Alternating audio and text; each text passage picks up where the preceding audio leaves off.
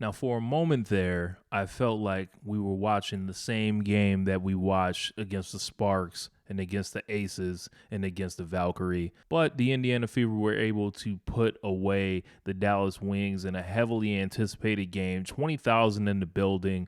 Of course, we'll start with the news of Caitlin Clark being out for a second consecutive game. Still being told that she is day-to-day with the groin injury. She did travel with the team. If you somehow didn't see her baseline, and she signed a lot of autographs for the fans, and kind of helped draw that building. And I saw people coming from far away as Australia. Several, baseball athletes, basketball athletes from all leagues showing up to this game, and this was heavily anticipated. And they still got a great game anyway. I thought that the Indiana Fever came out with a vibe of they were upset about the last game that they played against the LA Sparks, and they were very intense on defense, and they jumped out to a 20-point lead in the first quarter, 33-13 at a certain point, and they were shooting 81% from the field, and that obviously is not sustainable, so that's why the lead ended up getting chipped away at a certain point. But there was a lot to be positive about, even though the Wings are obviously, you should beat the Dallas Wings with or without Caitlin Clark, really. I felt like we saw traces of what we imagined this team could be with Caitlin Clark in that first quarter. They just were off to the races. Plenty of stops on defense, being able to run the court, everyone just getting to their proper areas, being able to attack from the three-point line, being able to get to the rim. I thought Natasha Howard looked great in her return to Dallas. Kelsey Mitchell just shows why she's a scoring machine, and with them being able to retake that lead after giving it up and then hold on, I think you got to tip your hat a little bit to Stephanie White here. I know she's under a lot of intense pressure from the Indiana Fever fan base that she would be able to put life into this team and have them come out at least that aggressively, especially following the loss against the Sparks. This one, you don't want to drop back-to-back games. It's never good. And then, you lose two, that pressure just adds up. I think the Fever did benefit, obviously, from, Dallas not really being a great team in the first place. They also were depleted. We did not see DJ Carrington in action. It was a reunion with Melissa Smith, which... there were a couple plays where I was glad she was no longer on the Fever that I saw her make in this game, but I was positive more than negative on Melissa Smith most times. I just thought her skill set didn't always match what I picture the Fever being, most of the time. Dribble, pass, shoot from all those positions, and she plays a little bit slower, a little bit of a Lamar Odom nature to her, to where she could be on one game and then her head somewhere else the next game. I thought Ari McDonald getting the start was notable. That is a marked change from Sydney Colson getting the start, where I think the original strategies behind Ari not starting previously were, not wanting to mess up the rotations and not getting those reps. But I think Stephanie White was kind of feeling the pressure because Amber Cox was in the building. So I think she was pulling up to really get a close look at the team and say, hey, somebody might be on the go. So I think everybody was locked in from the jump. And they did give up the lead, going into the fourth quarter, where they ended up being down 80-79, and they were up by as much as 23, which is, I imagine people watched that, and I felt similarly. I was just getting frustrated, and I was just like, what happens, to give these leads up? And they did slow up the tempo in the second half, but they were able to still lock in defensively, at the end of the day. I think Paige Beckers had an awesome game after getting off to a slow start in the first half. I believe she opened up 1 of 6, and with her game, it seemed under the 3-point line and anywhere, from a 2-point area on the floor, she is very effective. And if she gets a good look at it, it's probably going in. You can't really rattle her. She's already getting superstar respect from the whistle with the referees. Can't really, be too rough with her because, they will call it. I wish Caitlin Clark sometimes got that same respect, but, that's a work in progress. I thought Enrique was not great tonight. I find it notable and interesting that Dallas ended up making that run with Enrique on the bench. It was cool to see Lee Uru in action, put on a couple displays of impressive skill, hit a three-pointer. She put the ball down with a spin move a few times, and I think if she stays locked in, she might turn into somebody that is a valued piece for a good team in the future. But overall, I think this was about the Fever realizing this was not a game that they could lose, and I was really impressed with, the offensive execution of the Fever. Natasha Howard finishing around the rim, getting to the free throw line, making her free throws,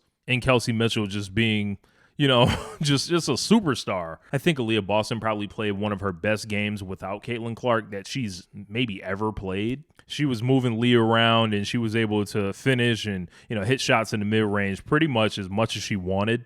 Back to Ari McDonald, she kind of set the tone defensively for the team in the first quarter, just being that point of attack defender. And whether it was offense or defense, she was making her presence felt. And I think defensively, she gives this team something in the backcourt that they did not have previously. Should you jump for joy if you're an Indiana Fever fan?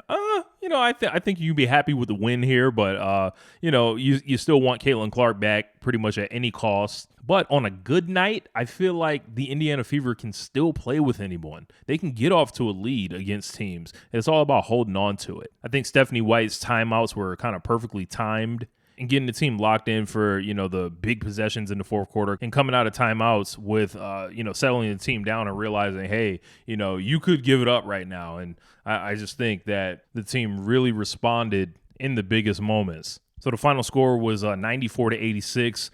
This game was not as close as it looks, but, there was a big momentum swing in there. So let's take a look at the Dallas Wings. Nalissa Smith only 7. Lee Yu was 7 as well. But 10 boards for Nalissa. Enrique, as I mentioned, struggled mightily. And every time it seemed like Dallas had it rolling, it was like, yo, you got to put Enrique back in there because – you don't want to leave somebody that's a big star out of things. I think Dallas would be wise to trade her at this point and trade her in the middle of the season. Do a real shock to the system and try to trade her for a combo of picks and, young talent that will fit around Paige Beckers and Lee Ru. Those are the only people on this team that I would be looking to keep long term. And maybe Dejanay Carrington. Paige was making plays all she could all game, but just when it comes down to it, she's so outgunned here. And I think that, she was big for the Wings because everything seemed to revolve around her. This is one of the more impressive games I think I've ever seen her play, even though, she scored more points in different games. I obviously saw her 40-point game in the tournament. She dropped 35 earlier this year, but just seeing the level of defensive attention that she had from Lexi Hull, who was picking her up, at a pretty decent rate, and then she would get switched with Ari McDonald. Sometimes Kelsey Mitchell would get a look at her. But as I mentioned, she's a 2-point maestro. Zaya James off the bench gave them plenty of good minutes, and I think they were much more effective with her in the game rather than Enrique, which is, I'm sure, no secret to Chris Coquelins, or Jesus Chris as they call him. But, it's hard to play a young player over a name player in a lot of situations. But for the Indiana Fever, Lexi Hull was primarily on page duty, so her numbers don't look great. She was a -7, and only scored 3 points in her field. Natasha Howard, in her return to Dallas, got a lot of love from the building as well as the broadcast folks. 15 and 13, one of her more solid games of the season, and it looked like she minimized the wild shots. And everything was a quick move for her. So if she can play more like this, I think she's welcome on this team any day. It's just I think some of her performances have felt inconsistent, even if they weren't necessarily that. As I mentioned, Aaliyah Boston, 21 points, 6 boards, shot 64% from the field, kind of certifying why she should be an all-star starter this year. Kelsey Mitchell, biggest scoring game of the season, I believe, 32 points.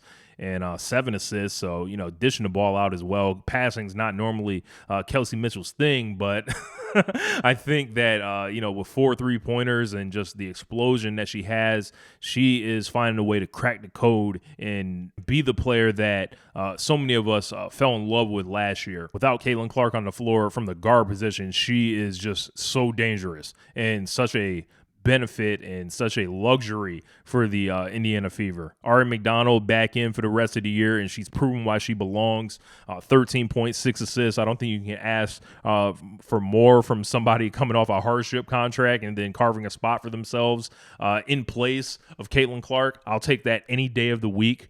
I think that she's such a huge addition. I can't wait to see Ari playing with Caitlin one day, when they're both on the floor at the same time. It seems like they exist in different dimensions a little bit.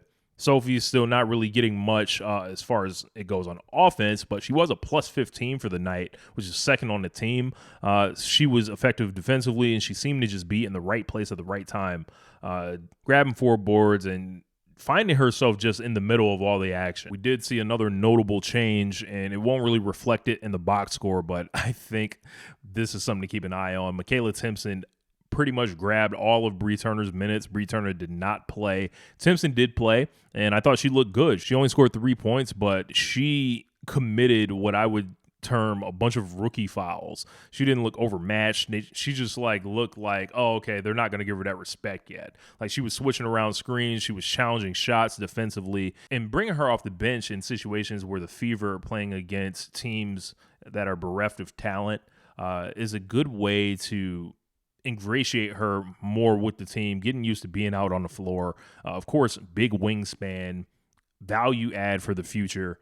And a lot of fans are excited about her. So I think bringing her along slowly is the correct decision. You don't want to just, send her out there to be a foul machine, because she is going to get called for a bunch of fouls. Just kind of how this league works. I think I would much rather be investing that time into a young player that's on their rookie deal rather than Brianna Turner, who you just aren't going to get that level of production from, whether it's offense and then, maybe she can help you a little bit defensively, but you don't really notice much whether Brianna Turner plays or not. I do remain curious about Caitlin Clark's injury, how serious this day-to-day thing. They do have that July 1st game coming up with the Commissioner's Cup. Of course, the All-Star game in Indianapolis. Will she be good enough to, appear there? I think the league is really counting on that.